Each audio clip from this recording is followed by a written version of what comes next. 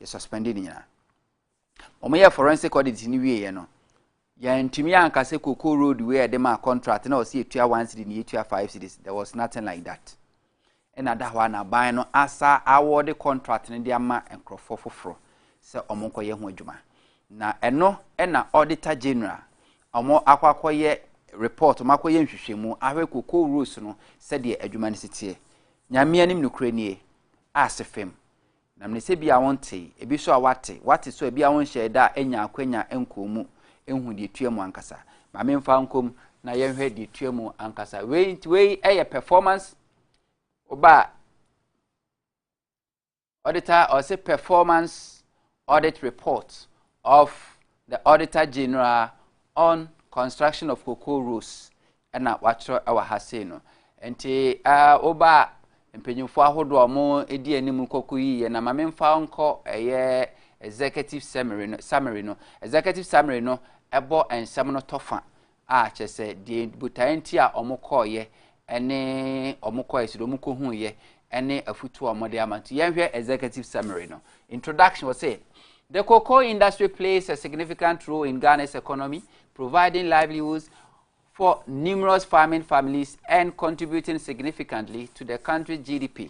However, the transportation of cocoa beans from farms to purchasing centers and seaports has been hindered by poor road conditions in cocoa growing areas, resulting in the post-harvest losses. To address this issue, the government initiated a Cocoa Road Improvement Program, CRIP, in 2015, aiming to enhance 2,923 kilometers of road. Cocoa Board, the agency responsible for implementing and financing the CRIPs, that's the cocoa area, awarded contract for the improvement of a total length of 7,054 kilometers of roads between 2015 and 2020, which was with a contract sum of 18.2 billion Ghana cedis. Or say, Cocoa Kuafo a boa Ghana for bebre in Sako Mano and non Nabusian for bebre, editing Maraho 77 baby a cocoa no baby mono, or Marquanye, and the cocoa no crack or baby I bequaco to an iodine, and it's a fit 2015. And a banda dano, a Yamahama buying, a dish share by say, Yenny cocoa rusa, not as a brofuquensino, Marco and Pimbu, a hankno edunumi and 2,923 kilometers. Now, just say a free 2015, a basic 2020, no, another go for so by no, a free 2015 to 2020, no. Na a year acquire a Modiama contract, say a young word man and a cocoa rus near 7,054 kilometers. Ah, boy, that's one. 18.2 billion Ghana cedis.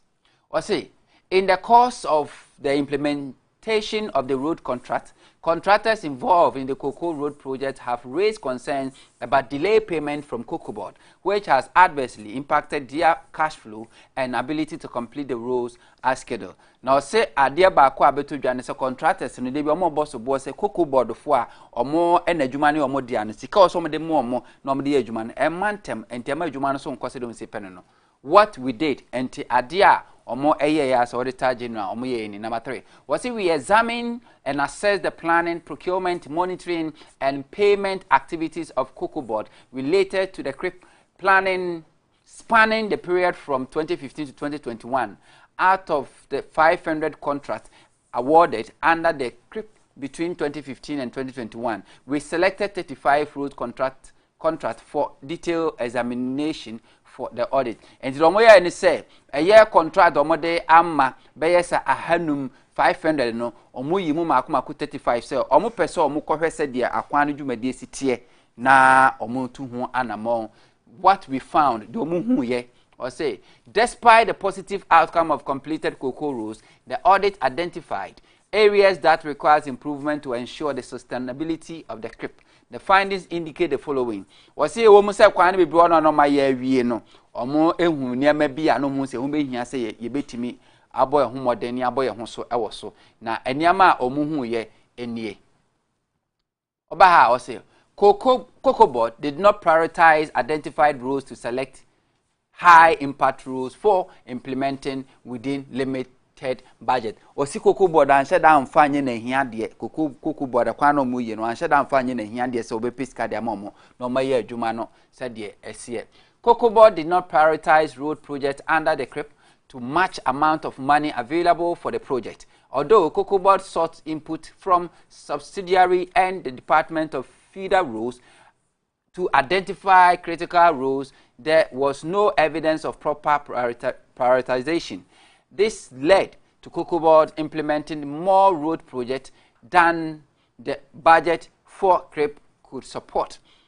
Or say, Cocoa board for essence and here dear mom, and Cocoa board say if feeder road for number consider say a quano de critical part is the winia, a one we hear no to me, and swinging a mono Cocoa board so see can near chat was say, I was a mother back no the aquan Cocoa board went to me, and that's one finding here dear.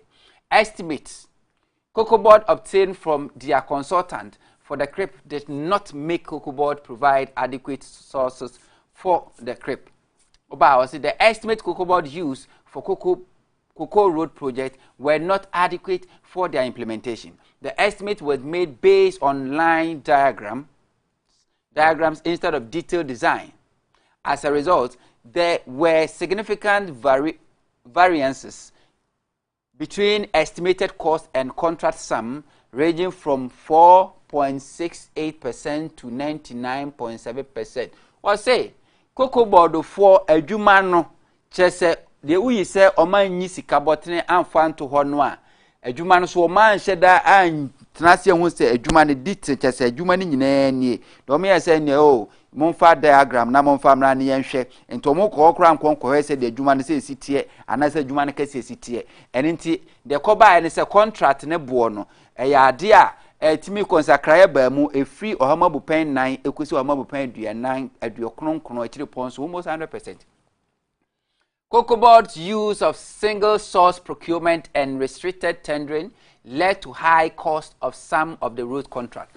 Cocoa board for use bibia ye freno ye restricted tendering. Ye wo omampeni kufuo ne beti as be freno procurement or public procurement authority. Said the bay and crofo kwakoto aban nyama anasa contract near the sikashim na be brain no. Sa procurement authority ni say contract ne beda ho say ye pese koto a ye task screen TV near the bar near the abaso wa company bia obetimi no for onkrata abaso obetumi near be tender enti munyina mo the bar near select near we so okay afide na ye penie we ne betimi ato afide papa no we na ne bo ne ye ane bo ne wo form we ne betimi the abantem near consider near select baako na restricted tender ne kire say ye si kwan say ye ma obi amma na je say baako fo ene de man restricted tender na say ye no kete wese ene de ekoye eno so eka ho ema Cocoa rules kwan ekosro na tia high was the majority 87% of the contract for CRIP 2 were awarded through single source procurement and restricted tendering, resulting in high cost compared to contract awarded through competitive tendering. The reason provided by Cocoa board for using this procurement method did not align with the requirement of the Public Procurement Act. Was it akwan no 500 no Cocoa board ma contract no emu 87% o ma bu pen due o twe enkono de single source na chese ne de ye peke ne de ama unu obi ansi ho akan no tendering no competition ye peke ne ye de ama ye peke ne ye de ama eninti ema akwan no sika na wose ye de ye no eka wose bo ho no ehwiri kosoro enti se wose nka TV ye 20,000 ne bo na hwira kosoro ye nto aswai o say the consultant did not ensure the contractors executed the works to require workmanship. Was a consultant near the Jumanishan Sans on her sequano being no. One cockram for any unquanko hair, Juman said, sequon will say contractors near this kind of mono, or more year Juman said, Yawo, Yashisha, Nasa Pia, the abominable. Was a inspection were revealed defects in completed roads, including potholes, disintegrating surfaces, and cracks in contract drains. The consultant did not visit the project site regularly and issued only a few defect notices to the contractors without follow-up for ratification. The consultant cited non-payment of fees by Cocoa board as the reason for their inadequate supervision. Was a consultant na Cocoa board de Juman Shen in Sano. Just say, site work run on Kobabi or Koya Crasso Kuhu Yeno.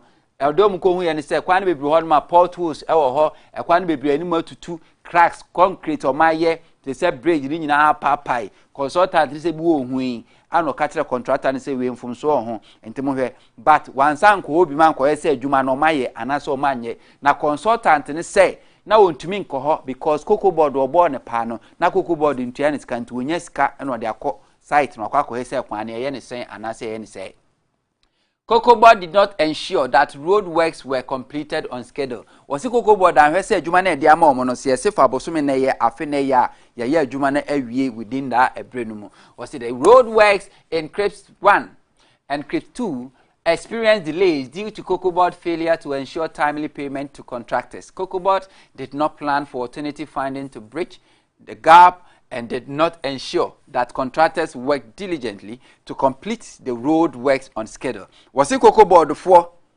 pesika adwuma no de fa di kan de tosu mienu o man sheda pesika mfa nto se discovery na kwakọ ye adwuma no anya nhihie bia so a wode be pesika no e de abeto entiema adwuma no eka ekire. What we recommended adia omo recommend e afuto omo de ma omo was it to enhance the effective and sustainability of the crop, ultimately improving the transportation infrastructure in cocoa growing areas and reducing post-harvest losses. We recommended that 1. Cocoa Board develops and implement a detailed plan and strategy to prioritize road projects based on factors such as budget, road condition, and cocoa production areas. So muntu Cocoa Board say de beya adwuma betuma ni ntino mo mpesika emfanto na mo hwese akwan no soso no omo behwe akwan a ye be pesika na de amase kwa oni enkokwa ya yenkonkoye ne pepepe na tumi aboa. General Services Department should endeavor to consult GHA and DFR for the right adjustment to be made to the estimate when budgeting for the crop so that the adequate resources would be allocated. Abansu eba akwa friend GHA omo anyway omo hwe say sika na ede ma omo anase omo kwa kope no omo hwe say sika no omo sabetumi aka na sika no eye appropriate chese kwampa so. Etose miensa Cocoa Board seek expert advice to analyze procurement options and ensure better value for money. Cocoa Board for empenim for afutuo na omo hwe say contract na omo de procurement no sika se na oso omo de mo say de beya sikana yetua ne benya so mfaso de. Cocoa Board prioritize supervision of roads works and provides the necessary resources to the consultant for active supervision of works and ensure ratification of defects and works. Cocoa Board nhwe se obetua contractor eye consultant ne obetua mo pesika mo matua mo ka no matimi de o mani akohwe adwuma na ye ne seresi tie no matimi atumfo ho se adwuma ne ye ne yie. Cocoa Board suspend awarding new contract until all existing contracts are completed and paid for. Cocoa Board nhwese moma contract bia kosi se contract wo sisi aro metua ni nyina ho ka amoma wi adwuma na ansana omo contract bia omo asade ama we any afutu a omo edema omo. So now let me let's go through na yenhwe eye ade a ewa pa na ebrenti no let's go through baby omo the pictures ni by a obehu ekwan ese aye wi a yetua hu sika no na nyame anim no krenie okohwe ekwan a yesi aye awie na yetua hu sika na nyame anim no krenie ehu na sometimes obete politicians are say the entire aban ba bia na akwese the new government no go after the predecessor na elmobo na obehwe obaha o say Cocoa Board's annual budget and expenditure on cocoa rose from 2015 to 2019. Inti Cocoa Board kwanya omodema contract no na sika na da honom ene ensakraya abamu. Oba ha say ya 2015 to 2016 budget omode to hon was 570 million. But expenditure is about 800 something million. Na say enfum ensakraya abeda ntemo no nko ano 230 million. Enti kwan na omo abrogate contract na no suspend here from 2015 na chire ba no mo sakoe no e ka be ka ho no 230.9 30 yeah, 230.9 million and a better so. Over 2016-2017 budget 592 million. Expenditure no spending 79 million. Not just a variance no 513 million. Now offer the total no budget or budget and 3.2 billion Ghana cedis. But okofa a year expenditure on cocoa say 4 billion.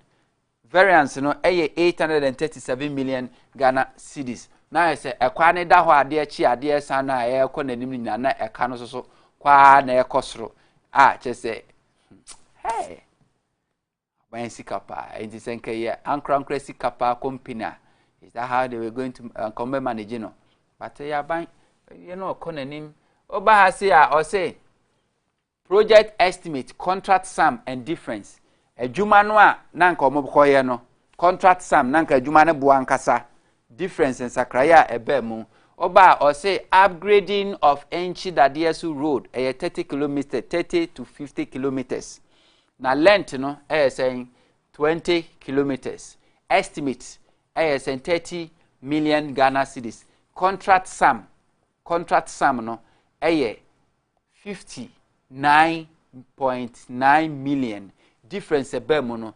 29.9 million percentage 99%. And the chance say sa akwanya omunko 20 kilometers no contract ne boo a rosenki tua for that 30 kilometers no 30 million. Now so the cocoa board etua e de ma contract and so nko adwuma no 59 million. The chance say the 29 million mua and e de aka ho difference e da so no.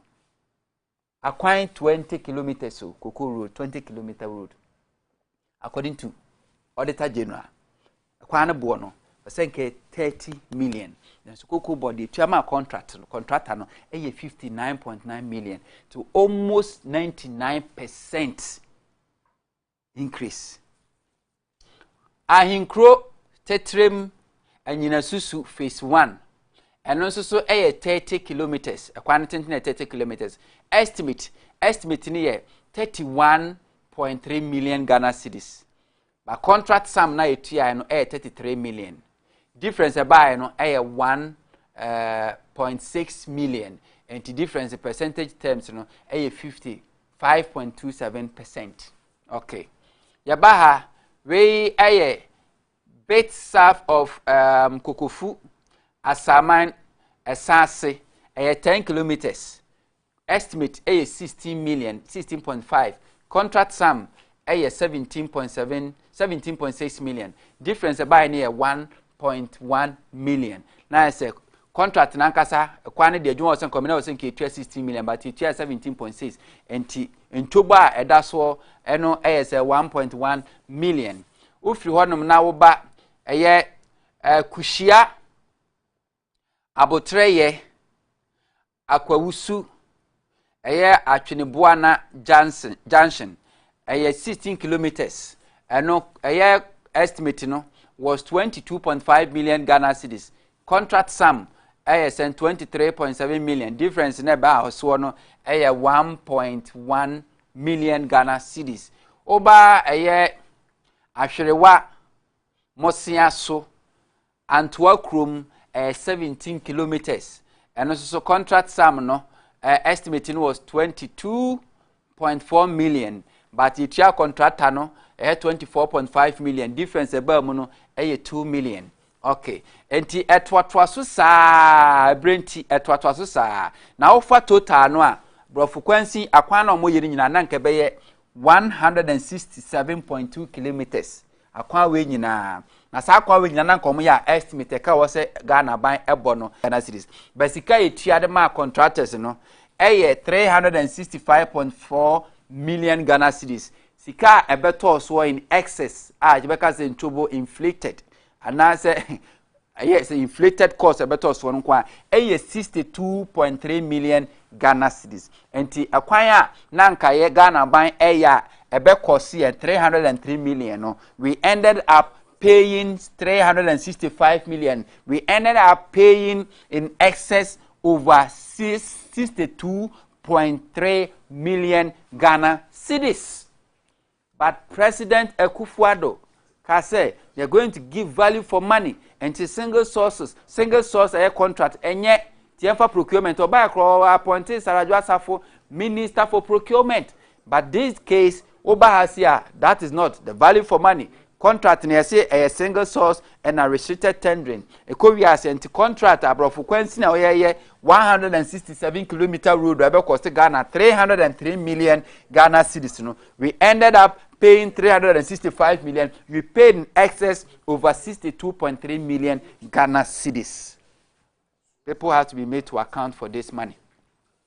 And ya no kwa yen to ase ne nkɔhwɛ mfoni ni bi omadwuma omye no omode mfoni ni bi abai oba ha say so I say then comparison of NCT with RT and SS then our chere was say from the samples of 35 contract Cocoa Board procured 8 through national competitive tie ordinance bi abaha was say contract no the mine mu 35 no me nhwemu no 8 of them no Cocoa Board etimi the contract no through national competitive tendering just e bie kwan mo bia contractors no bia timi by 18 through restricted tendering 18 contract no makomako 18 they restricted just nipa ko to bi and e sheda ayomo the 9 through single source makomako 9 they select contractors in the omo yes anko year competitive was we compare the contract sum of 6 contracts procured through NCT with other 6 from the sample procured through RT and SS,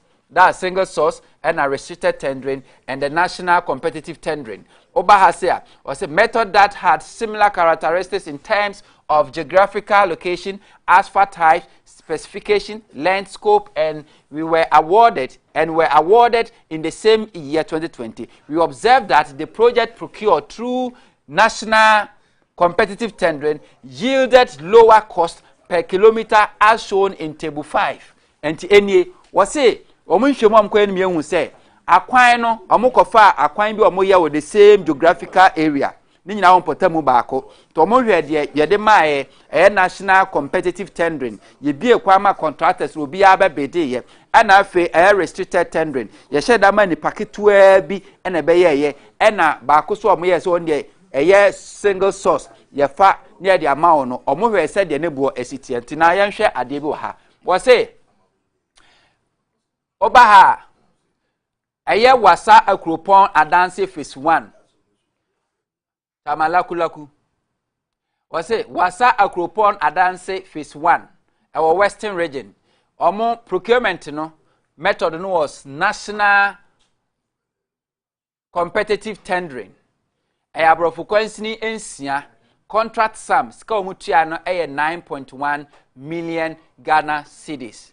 Okay, Obaha say ya Pachohaye Ray Air Junction 4 Dikotu Saman Feeder Road and also a western region Hornomwa a restricted tendering RT ni chesa restricted tendering a brofrequency in Siapa Pepe Basicasro Mutua 23 million until Okofa or no ye national competitive tender Moma Kwama contractors will be able to Brofrequency Siano western region they pay 9 million.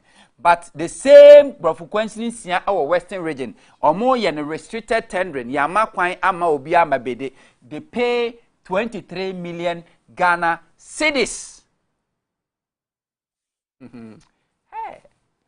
Obaha or say Akotombra a CSO and other phase 2 Oko Western North region and also so ba a national competitive tendering ye biema contractors no obia ba BDB a 9 kilometers as above constituency omutia saying 17.6 million Ghana cedis 17.6 million Ghana cedis ana omutia na oba or say cost per kilometer yes above constituency ba could be a cost per kilometer no was a year 2.5 million Ghana cedis. Yeah, 2.5 million Ghana cedis. Oba ahasia the same Western North and as a Western region. So Western region na near Chimney and Western North. Entity Nyamesem, Kwame Mensah and other phase 2. And you see a quine the same Western region. A single source. Just an ene de Yamanipa ba ko pe and your far contract in the man, Yamu Biama me prebi. And no see a abrofo kwansini siano senso na 7 kilometers. They paid 31.5 million Ghana cedis. And tiano no 1 kilometer biano. It means it costed Ghana 4.5 million Ghana cedis. The same area where a national competitive tendering and the 1 kilometer no costed 2.5 million where a single source 1 kilometer it costed Ghana 4.5 million Ghana cedis. Way 7 kilometers no cost here 17.6 million. The same 7 kilometers because a single source no cost here 31.5 million Ghana cedis. Sure, I say Asastre Jampre Junction Phase 2 Western Region. Oba kilometers 8 kilometers. A national competitive tendering. A cost is 6.3 million Ghana cedis. It means 1 kilometer biano is 797,000 Ghana cedis. Oba in Saura Yaokrum feeder roads and also Western North region because Western region and the chimney Western of the same geographical area. RT means restricted tendering. As a market in packet to Ebi and the Bayaman Padoduamam. And also a frequency in watching 8 kilometers now, a cost 19.3 million Ghana cedis. It means 1 kilometer biano, you 2.4 million Ghana cedis for 1 kilometer. And the difference only say where a competitive tendering 8 kilometers 6.3 million, restricted tendering the same 8 kilometers 19.3 million Ghana cedis. Ghana sika. A dosun na ebrenti sempenyufo adwomadwa mekasa mekomwa ochina ya me adoma mesa ba betoa so awa habat me pictures ni bi ekwan na omoye ni nyina achi ekwan na omaya wi a o say deteriorated road surface of a picture 3 deteriorated road surface of section ni nyina ekwan enti oba ye dwerebiase kwawu aye fodoa phase 1 ekwan na aye wi yetiaka ekwan ni o sapete pa ena hu kwa we nyina ya wie yetua hu sika eno na ye bo ho prices de kirewa otimi se democracy is not really good for us. I will say penyufo adwomadwa ochina meto aso from here na emi se ensem ha me no ka se yenua Solomon Wusu movement for change aginadwa sanso ena ne Kenneth Kabu NDC waginadwa Chamala Kulaku senior political analyst first a year Nasara coordinator my MPP on Swajineja. I will have for Mama Kwaba. Laku. And Lazari.